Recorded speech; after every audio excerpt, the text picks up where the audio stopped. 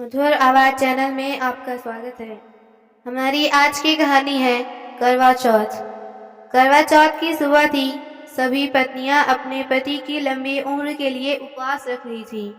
हर घर में खुशी और उमंग का माहौल था, सिवाय एक घर के, जहां कुछ अलग ही शोर शराबा और हो हल्ला मचा हुआ था।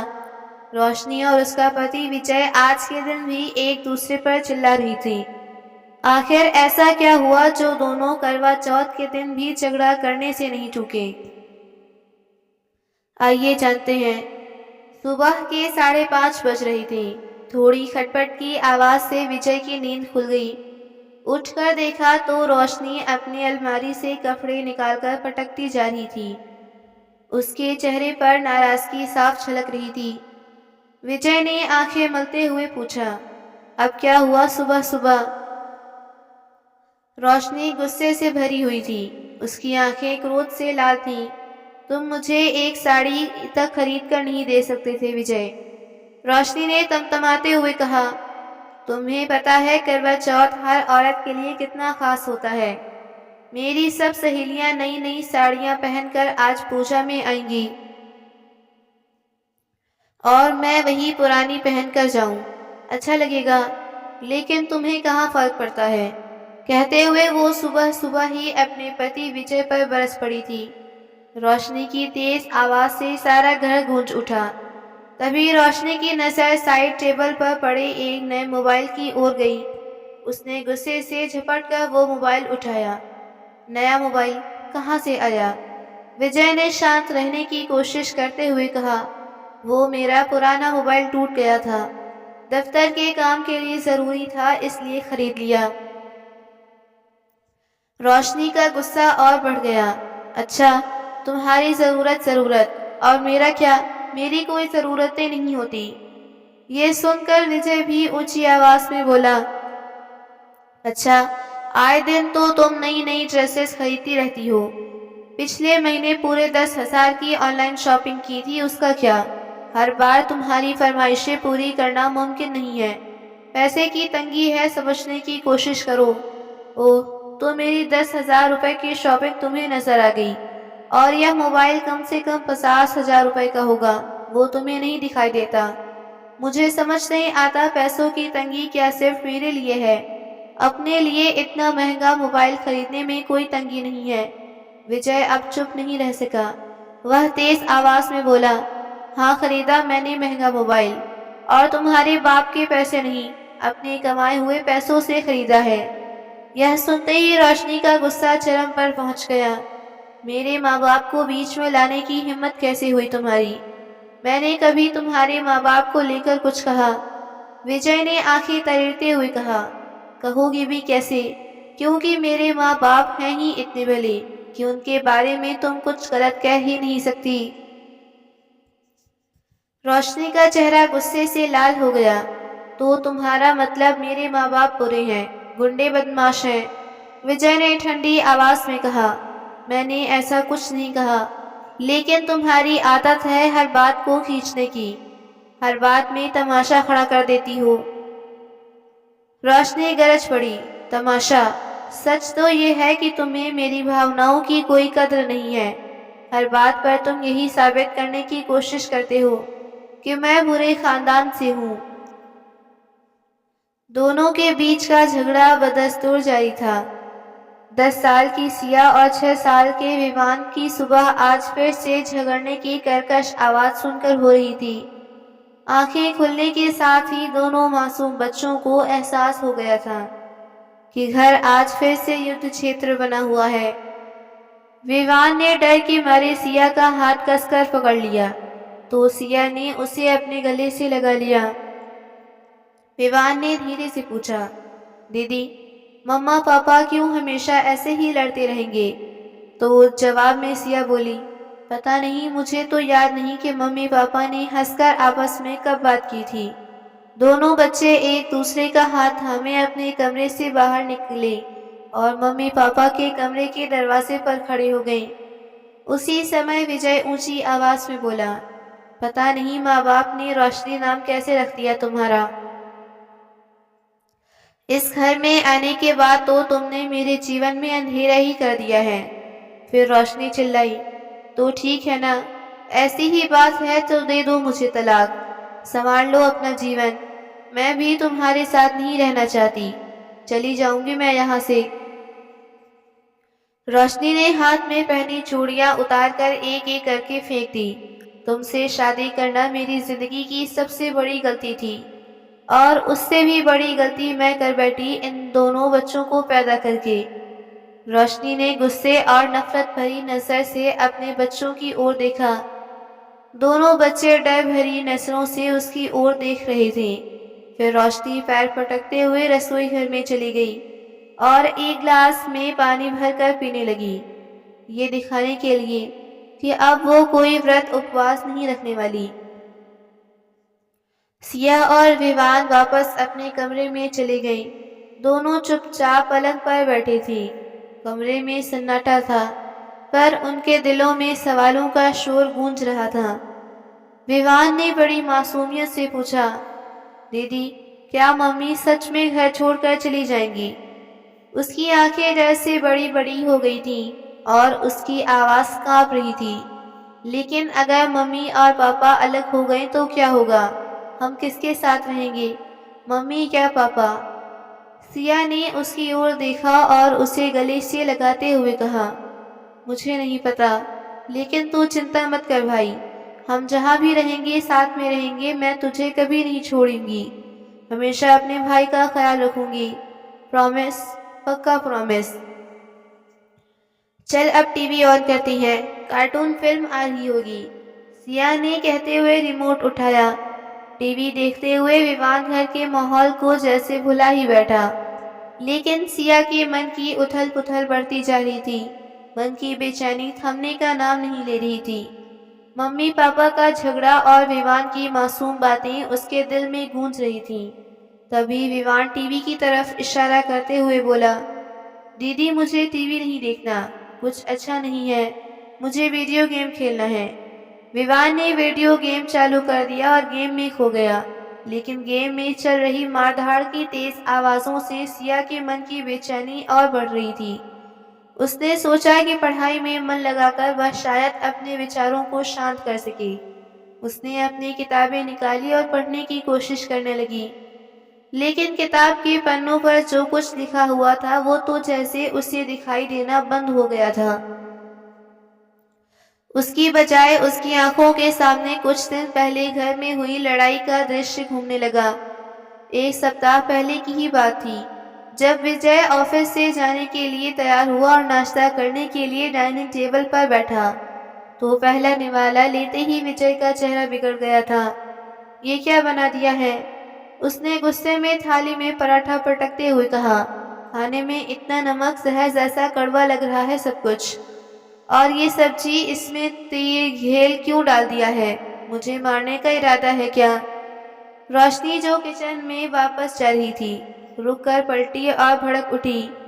अगर तुम्हें खाना इतना ही बुरा लगता है तो खुद बना लिया करो। हर चीज में मेन मेख निकालने से तुम्हारा दिन पूरा नहीं होता क्या? विजय तमतमाते हुए खड़ा हो गया।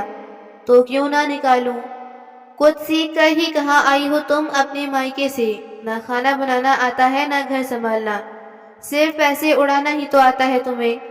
हाँ हाँ, मुझे कुछ करना आता ही नहीं। एक काम करो, घर के कामों के लिए काम वाली बाई लगा लो और मेरी जान छोड़ो। हे भगवान, इस औरत से तो बात करना ही बेकार है। मेरे दिन की शुरुआत खराब कर दी तुमने। जाते जाते विजय ने कहा, और तुमने तो मेरी जिंदगी खराब करके रख दी है, पीछे से रोशनी चिल्लाई। लेकिन विजय उसे नजरअंदाज करके चलता बना। इस बात से और ज्यादा बिफर गई थी रोशनी, और रोशनी के मारे रसोई घर में सारे रखे बर्तन एक एक करके जोर जोर से पटकने लगी। दोनों बच्चे डरे सहमे से अपने कमरे में चले गए, लेकिन मम्मी का चिल्लाना जारी था। मासूम विवान कभी अपनी दीदी से चिपक जाता, तो कभी बिस्तर के कोने में दुबक कर तकिए से अपना कान ढक लेता। सिया अपनी उम्र से ज्यादा समझदार हो गई थी। 10 साल की इस बच्ची की मुस्कान अब शायद ही कभी दिखाई देती थी। झगड़े के बाद वह कभी खुद को तो कभी विवान को संभालने की कोशिश में लगी हुई थी। उस दिन 2 घंटे बाद कहीं जाकर रोशनी का गुस्सा शांत हुआ। फिर उसने बच्चों के लिए खाना बनाया था। सिया और विवान ने चुपचाप खाना खा लिया था। उस दिन झगड़े के बाद बच्चों को कम से कम खाना तो नसीब हो गया था, लेकिन आज करवा चौथ के दिन जो लड़ाई हुई, दोपहर के 12 बजे तक भी रोशनी ने बच्चों को नाश्ता बनाकर नहीं दिया था। दोनों बच्चे भूखे थे। पेट में तेज भूख से मरोड़े होने लगी थी। दीदी चूहे कूद रहे हैं पेट में। विवान अपना पेट पकड़कर बोला तो सिया ने अपने छोटे भाई के सिर पर हाथ फेरते हुए कहा, चल मम्मी से मांग लेती हैं। लेकिन दीदी, अगर मम्मी का गुस्सा अब तक ना उतरा हो तो क्या? हर बार की तरह आज भी सारा गुस्सा हम पर उतार देंगी, लेकिन उसके बाद कम से कम कुछ खाने को तो मिल जाएगा। सिया ने उदासी भरे स्वर में कहा और विवान का हाथ पकड़कर कमरे से बाहर निकली। घर में अजीब सी शांति पसरी थी। बाहर न झगड़े की आवाज थी, न बर्तन पटकने की। सिया ने मम्मी के कमरे में झांका तो देखा कि रोशनी बिस्तर पर लेटी हुई थी। सिया ने वापस मुड़कर विवान से कहा, मम्मी सो रही हैं, चल रसोई में चलकर देखते हैं। मम्मी ने कुछ न कुछ जरूर बना कर रखा होगा। दोनों चुपचाप रसोई में पहुंचे। सिया ने इधर-उधर देखा, लेकिन गैस पर कुछ भी नहीं था। अलमारी खोलने पर वहां भी सिर्फ खाली डिब्बे और मसाले रखे थे। विवान ने धीरे से कहा, दीदी यहाँ तो कुछ नहीं। सिया ने फ्रिज खोला तो अंदर एक आधा पैकेट ब्रेड और जैम रखा हुआ मिला। उसने ब्रेड का पैकेट निकालते हुए कहा, ये खा लेते हैं।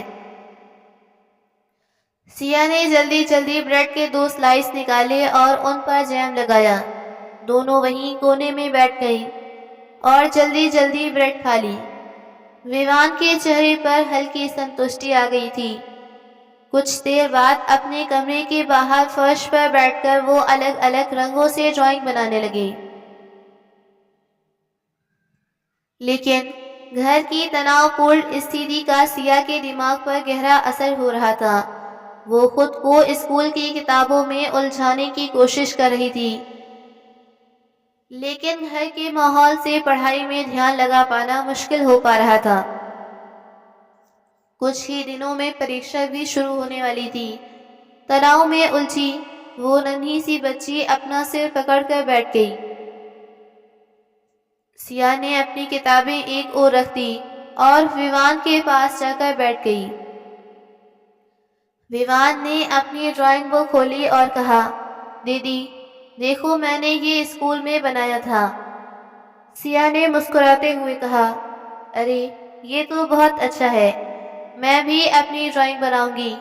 चल देखते हैं कौन बेहतर बनाता है। दोनों बच्चे बड़े मन से ड्राइंग करने में लग गए।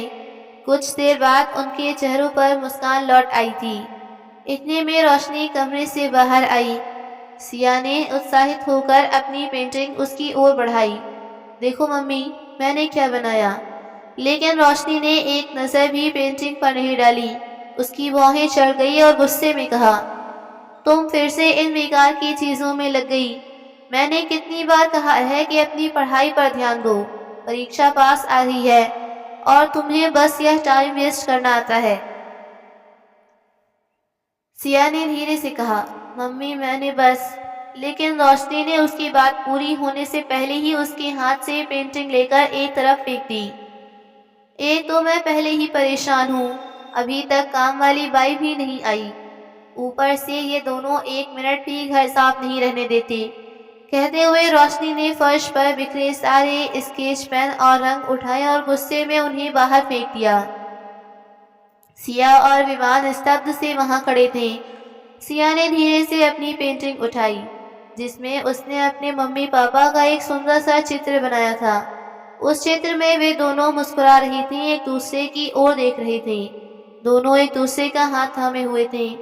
सिया ने अपनी कल्पना में एक ऐसा पल उकेरा था जिसे वह सच में देखना चाहती थी। सिया की आंखों से निकलते आंसुओं से पेंटिंग के रंग हल्के हल्के मिटने लगे थे।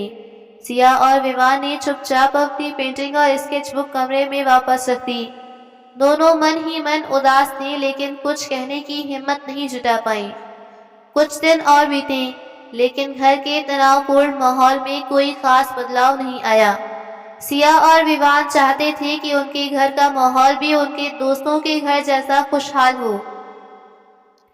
एक दिन स्कूल से लौटते वक्त विवान ने सिया से कहा, दीदी, हमारे सारे दोस्त हर बार विंटर वेकेशन में कहीं घूमने जाते हैं।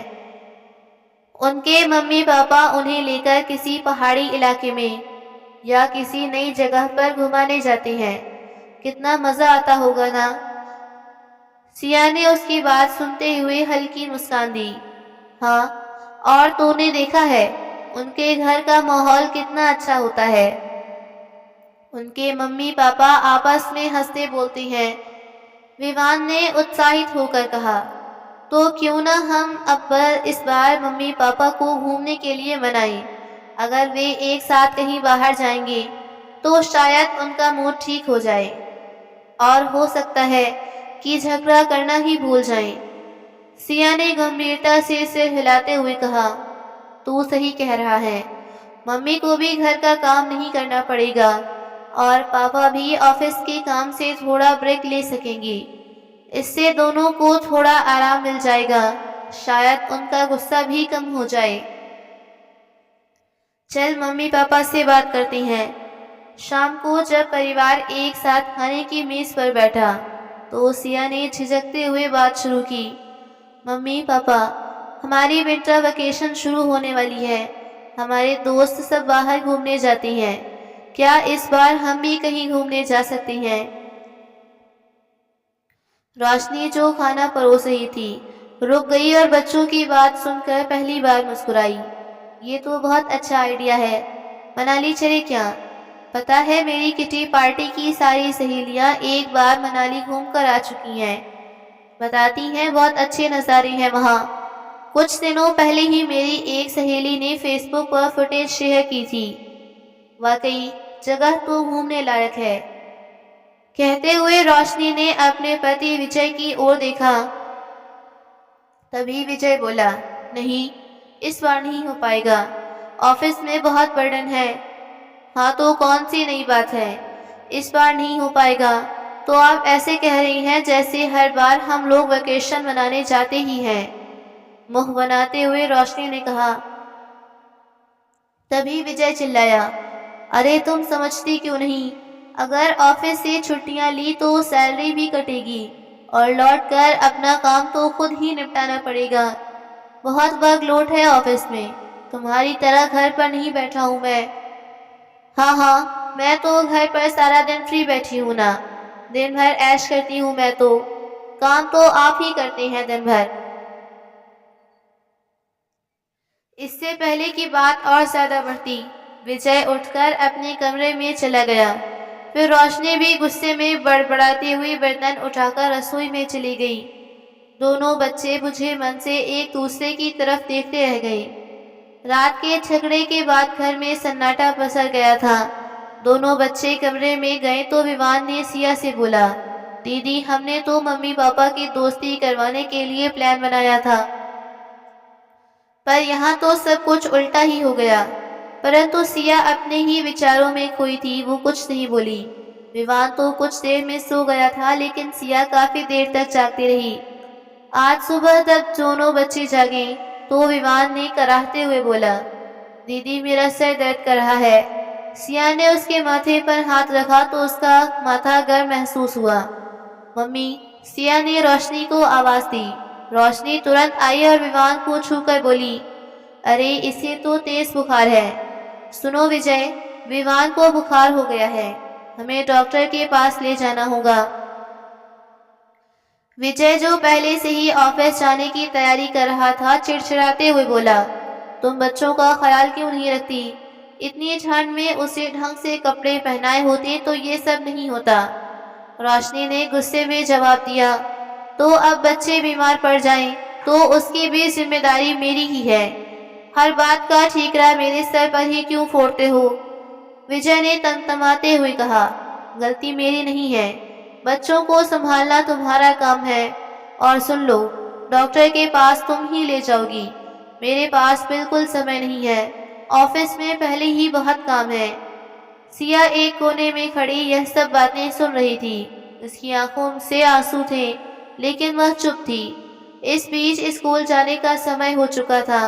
वैसे तो हर बार उसके पापा ही दोनों बच्चों को स्कूटर से स्कूल छोड़ आते थे, लेकिन आज बहस के बीच किसी को इस बात का भी होश नहीं था। सिया बैग लेकर घर से बाहर आई और बुझे मन से स्कूल की ओर चल पड़ी। उसके गोल मटोल गालों पर आंसुओं से लकीरें खिंच गई थीं। उसका मन घर में चल रही बहस में ही उलझा हुआ था। दोपहर को रोशनी डॉक्टर के पास से विमान को लेकर घर लौटी। रोशनी ने विमान को बिस्तर पर लिटाया और घड़ी देखी। यह सिया के स्कूल से लौटने का समय था। उसने रसोई का थोड़ा काम निपटाया और सिया के आने का इंतजार करने लगी। 15 मिनट बीत गए, लेकिन सिया नहीं आई। इतनी देर? हमेशा तो समय पर आ जाती है। रोशनी ने बड़बड़ाते हुए बालकनी में झांककर नीचे झांका। सड़क पर बच्चों की भीड़ जम चुकी थी। वह बेचैन हो गई। शायद वह किसी सहेली के साथ हो, सोचते हुए दिल में एक अजीब सी घबराहट भी हो रही थी। बेचैनी बढ़ती जा रही थी। उसने तुरंत पास में ही रहने वाली सिया की सहेली पायल की माँ को फोन किया। पायल घर आ गई है क्या? रोशनी ने घबराते हुए पूछा। हाँ रोशनी जी, पायल तो स्कूल से सीधा घर आ गई थी, सीमा ने जवाब दिया। अच्छा, क्या सिया भी उसके साथ थी? वह अभी तक घर नहीं पहुंची। सिया ने पायल को बुलाया और कहा, पायल, क्या तुम सिया के साथ स्कूल से आई थी? पायल ने फोन लिया और कहा, नहीं आंटी, मैं तो सिया को छुट्टी के समय ढूंढ रही थी, लेकिन वो मुझे कहीं नजर नहीं आई। मैं तो रोज उसे क्लास के बाहर मिलती हूँ, लेकिन आज वह नहीं थी, पायल ने स्पष्ट किया। रोशनी ने फोन काट दिया। उसकी सांसें तेज हो गईं। फिर उसने सिया की दूसरी सहेली के घर फोन किया, लेकिन वहां भी कुछ ऐसा ही सुनने को मिला। रोशनी के दिल की धड़कन तेज हो गई। अब उसकी चिंता डर में बदलने लगी। उसने जल्दी से विजय को फोन किया। सिया घर नहीं आई विजय। उसकी सहेलियों को भी उसके बारे में कुछ मालूम नहीं।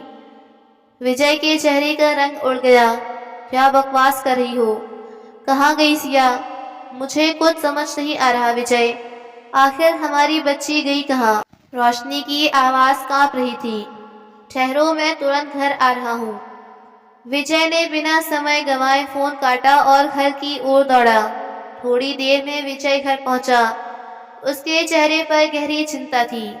क्या तुमने स्कूल में फोन किया? विजय ने आते ही पूछा। रोशनी ने घबराहट में कहा, हाँ फोन तो किया था मैंने, लेकिन रिसेप्शन पर किसी ने फोन नहीं उठाया। मैं उसकी क्लास टीचर से बात करती हूँ, शायद वह कुछ जानती हो। यह कहते हुए रोशनी ने जल्दी से सिया की क्लास टीचर का नंबर मिलाया। हेलो कविता मैडम, मैं सिया की मम्मी बोल रही हूँ। जी, अच्छा किया जो आपने मुझे फ़ोन कर लिया। मुझे भी आपसे कुछ ज़रूरी बात करनी थी, सिया के व्यवहार को लेकर। मैं कुछ समय से नोटिस कर रही हूँ कि वह पहले जैसी नहीं रही। सिया हमेशा से एक होनहार बच्ची थी। वह पढ़ाई में अच्छी थी, स्कूल टेस्ट में हमेशा टॉप करती थी और हर एक एक्टिविटीज़ में हमेशा हिस्सा लेती थी। लेकिन पिछले कुछ हफ्तों से मैंने देखा है कि उसका पढ़ाई में बिल्कुल ध्यान नहीं। वह क्लास में सबसे अलग थलग बैठी है, जैसे किसी गहरी सोच में डूबी हो।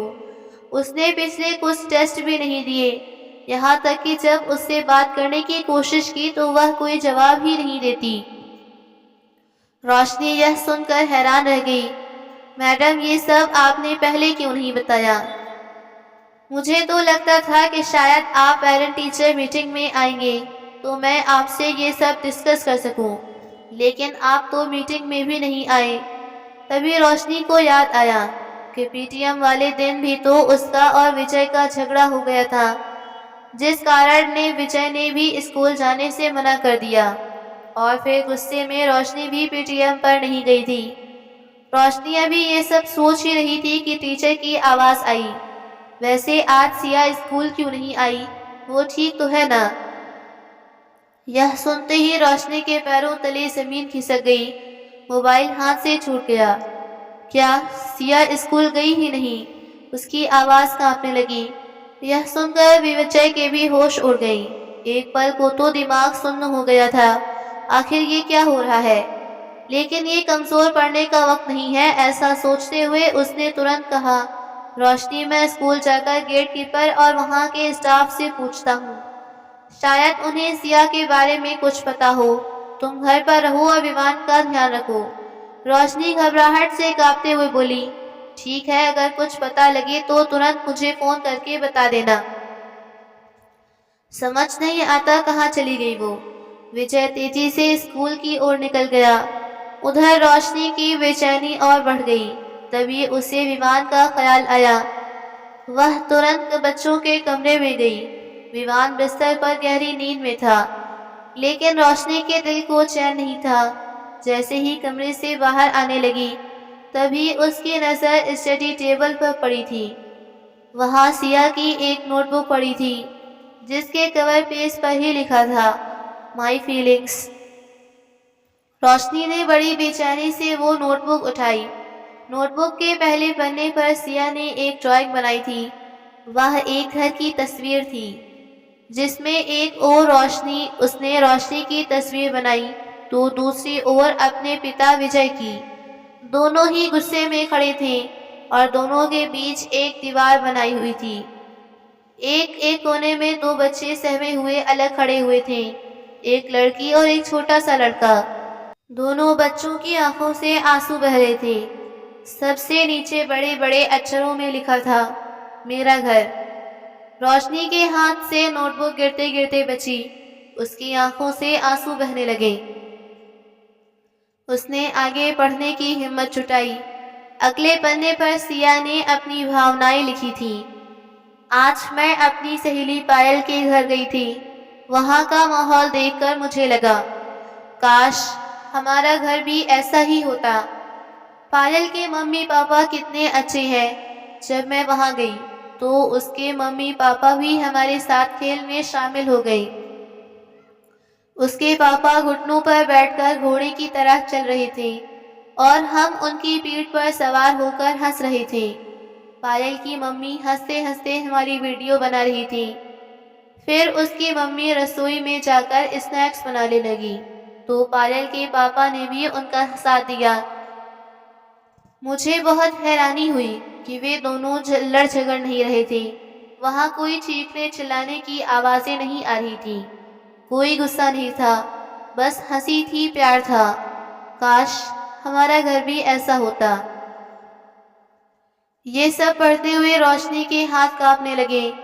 आगे के पन्नों पर सिया ने हर उस झगड़े का जिक्र किया था जो पिछले दिनों रोशनी और विजय के बीच हुए थे, और उन झगड़ों का दोनों बच्चों के दिल पर और दिमाग पर क्या असर होता था। कुछ पन्ने और पलटे तो लिखा था, मम्मी पापा समझते क्यों नहीं पाते कि उनके झगड़े से हम दोनों कितना डर जाते हैं। मम्मी हमेशा चिल्लाती रहती हैं और पापा गुस्से में होते हैं। कभी कभी मुझे लगता है कि मैं भाग जाऊं, कहीं ऐसी जगह पर चली जाऊं जहां कोई झगड़ा ना हो, बस शांति हो, या फिर किसी बिल्डिंग से कूदकर। इससे आगे रोशनी पढ़ ही नहीं पाई। सिया और विमान पर क्या बीत रही थी वो सब पढ़कर रोशनी फूट फूट कर रो पड़ी। दूसरी ओर विजय स्कूल के गेट पर पहुंचते ही गेट कीपर से सिया के बारे में पूछने लगा, लेकिन गेट कीपर ने कुछ सोचते हुए कहा, सिया को तो आज मैंने स्कूल आते हुए नहीं देखा। फिर गेट कीपर ने अपना रजिस्टर खोला और नाम चेक करने लगा। देखिए सर, यहाँ अटेंडेंस का रिकॉर्ड है, सिया का नाम इसमें नहीं है। इसका मतलब वह आज स्कूल आई ही नहीं। यह सुनते ही विजय पसीने से तरबतर हो गया। उसके हाथ कांपने लगे। तो फिर मेरी बेटी कहाँ गई? वो हड़बड़ाया। तभी उसका फ़ोन बज उठा। स्क्रीन पर रोशनी का नाम चमक रहा था। उसने जल्दी से फ़ोन उठाया।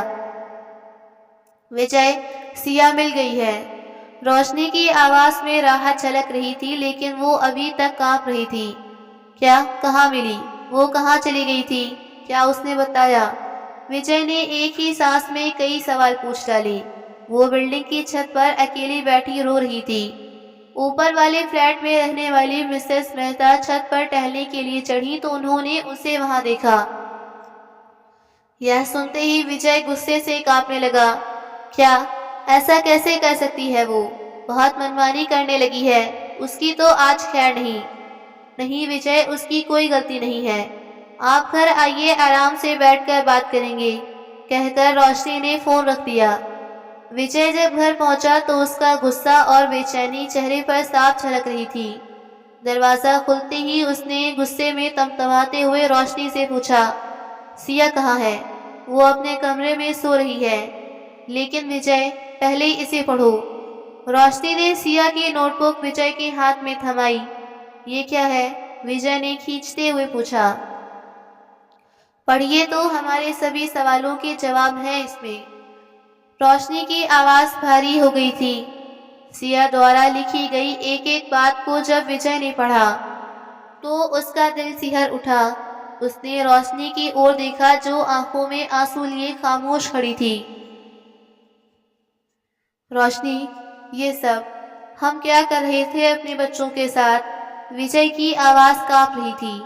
वो भारी कदमों से बच्चों के कमरे में गया। सिया और विमान को गहरी नींद में सोता देखा और उनका मासूम चेहरा देखकर उसकी आंखें भर आईं। हम क्यों नहीं समझ पाए विजय? हमारी लड़ाई ने हमारी बेटी को अंदर से तोड़ कर रख दिया है। वो घर से बाहर इसलिए गई थी क्योंकि उसे यहाँ सुकून नहीं मिलता। लेकिन शायद इसमें सबसे बड़ी गलती मेरी है। मैं हर छोटी मोटी बात को इतनी तोल देती हूँ कि हमारे झगड़े बढ़ते ही चले जाते हैं।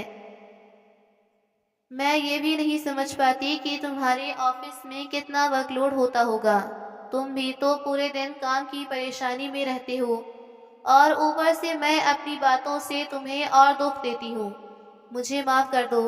आज के बाद मैं कभी ऐसा कुछ नहीं करूँगी। नहीं रोशनी, इसमें गलती सिर्फ मेरी ही है।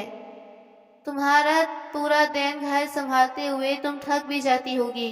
तुम्हारी भी कुछ इच्छाएं हैं, लेकिन मैं इसे कभी समझ नहीं पाया। उल्टा हर छोटी छोटी बात पर तुम्हें ताने देने लगता हूँ। कभी तुम्हारे मायके के बारे में तो कभी तुम्हारे बनाए खाने को लेकर। लेकिन अब से ऐसा नहीं होगा। मैं वादा करता हूँ रोशनी, आज के बाद हमारे बच्चों को हमारे झगड़े का शिकार नहीं बनना पड़ेगा। अब हम सही मायने में एक परिवार की तरह रहेंगे। हम अपने बच्चों को ऐसा माहौल देंगे जहां उन्हें सुकून मिले, जहां वे हंसते खेलते बड़े हो सके, बिना किसी डर और तनाव के। दोनों ने मिलकर सिया और विमान के माथे पर हाथ फेरा। उस रात विजय और रोशनी ने पहली बार ईमानदारी से एक दूसरे से बात की। उन्होंने अपने झगड़ों की जड़ को समझने की कोशिश की और यह वादा किया कि अब से वह परेशानी को मिलजुल कर सुलझाएंगे, न कि बच्चों के सामने लड़ झगड़ कर। सुबह जब सिया जागी तो उसने देखा कि उसके मम्मी पापा किचन में एक साथ नाश्ता बना रही थी। दोनों के चेहरे पर मुस्कान थी। यह देखकर सिया को अपनी आंखों पर यकीन नहीं हुआ। वो खुद को ही चूटी काट कर देख रही थी कि ये सच है या सपना। उसी समय विमान भी बाहर आया। फिर दोनों बच्चे मुस्कुराते हुए दौड़कर उनके पास गए और गले लग गए। उस दिन पहली बार उनके घर में सुकून और प्यार भरा माहौल था। विजय और रोशनी ने मिलकर बच्चों के साथ नाश्ता किया और हंसते हुए बातें की। वे दोनों समझ चुके थे कि उनकी हर बात, हर व्यवहार उनके बच्चों पर गहरी छाप छोड़ता है। अब वे ठान चुके थे कि अब से उनका घर में झगड़ा की नहीं, हंसी ठहाकों की आवाजें गूंजेंगी, ताकि उनके बच्चे गर्व से कह सकें, यह है हमारा घर।